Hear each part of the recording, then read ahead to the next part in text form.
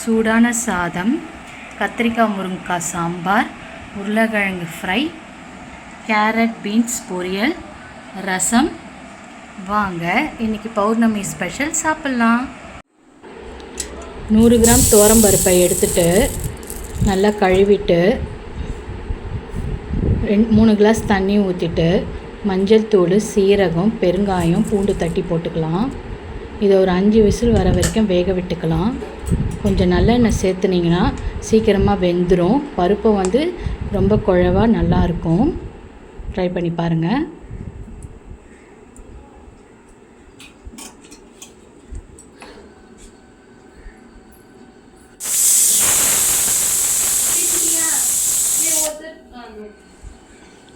ஒரு கடாயில் எண்ணெய் ஊற்றிட்டு காஞ்ச மிளகா, கடுகு, வெந்தயம் போட்டுக்கலாம்.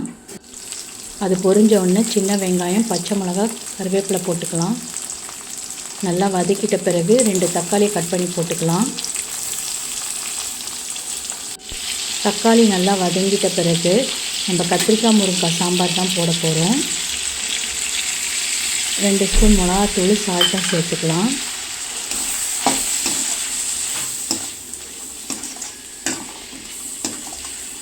இது நல்லா ஃப்ரை பண்ணிவிட்டு கத்திரிக்காய் முருங்கைக்காய் சாம்பார் தான் பண்ண போகிறோம்.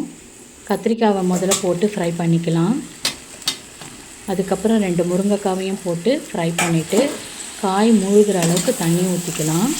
ஒரு 10 நிமிஷம் நல்லா குக் பண்ணிக்கலாம்.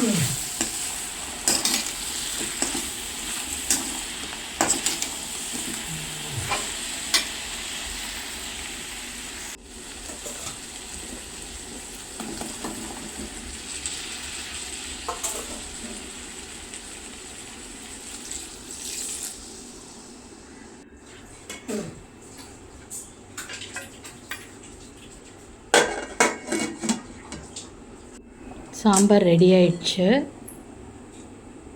காய் நல்லா வெந்துட்ட பிறகு வேக வச்ச பருப்பும் புளியும் சேர்த்துக்கலாம். சாம்பார் ரெடி ஆயிடுச்சு. ரசம் வச்சிடலாம். தக்காளி, புளி, கருவேப்பிலை, பூண்டு எல்லாம் நசுக்கிக்கலாம். இது கூட வேக வச்ச பருப்பு 2 ஸ்பூன் சேர்த்துக்கலாம். ஒரு 3 கிளாஸ் தண்ணி ஊற்றிக்கலாம். அடுப்பில் கடாய் வச்சுட்டு காஞ்ச மிளகா, கடுகு போட்டு பொரிய வச்சுட்டு இந்த ரசத்தை ஊற்றிக்கலாம். நல்ல நுரக்கட்டி வரும்போது சீரகம், மிளகு, தனியா அரைச்ச பேஸ்ட்டை போட்டுக்கலாம்.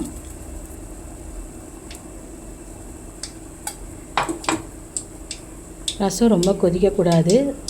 ரசம் ரெடி ஆயிடுச்சு. இப்போ உருளைக்கிழங்கு ஃப்ரை போட்டுடலாம். 1/4 கிலோ உருளைக்கிழங்கு குக்கரில் போட்டு நல்லா வேக வச்சு எடுத்துகிட்டு உப்பு, காரம், மிளகாத்தூள், கருவேப்பிலை, தட்டின பூண்டுலாம் போட்டு எண்ணெய் ஊற்றி நல்லா ஃப்ரை பண்ணிக்கலாம். உருளைக்கிழங்கு ஃப்ரை ரெடி ஆயிடுச்சு. ஒரு பொரியல் பார்த்துடலாம். அடுப்பில் எண்ணெய் வச்சுட்டு கடுகு, காஞ்ச மிளகா, உளுந்து போட்டு நல்லா பொரிய விட்டுட்டு ஒரு வெங்காயத்தை அரைஞ்சி போட்டுக்கலாம். பூண்டு தட்டி போட்டுக்கலாம். அது கூட கேரட் பீன்ஸ் போட்டுக்கலாம். காய் கொஞ்சம் முழுகிற அளவுக்கு தண்ணி ஊற்றிட்டு 10 நிமிஷம் வேக வச்சு எடுத்துக்கலாம். கொஞ்சம் உப்பு, காரம் போட்டுக்கலாம்.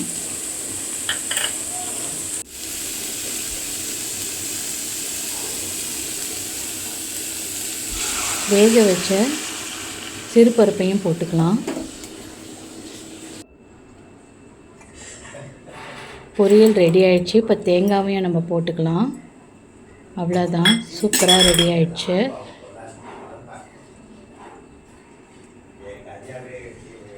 சூடான சாதம், கத்திரிக்காய் முருங்கைக்காய் சாம்பார், உருளைக்கிழங்கு ஃப்ரை, கேரட் பீன்ஸ் பொரியல், ரசம்.